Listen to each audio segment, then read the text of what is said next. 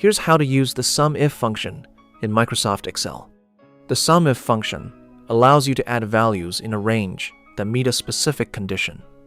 This is useful when you want to calculate totals based on certain criteria.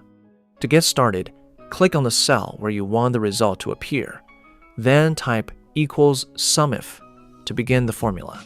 The SUMIF function requires 3 arguments: the range to check, the condition to look for, and the range of values to add. For example, if you want to add all sales made by a specific employee, you would select the employee names as the criteria range, enter the employee name as the condition, and select the sales amounts as the sum range. After entering the formula, close the parenthesis and press Enter. Excel will calculate the total of all values that match the condition you specified. You can also use conditions such as numbers greater than a value, text matches, or dates to create more advanced calculations. If you found this video helpful, subscribe to our channel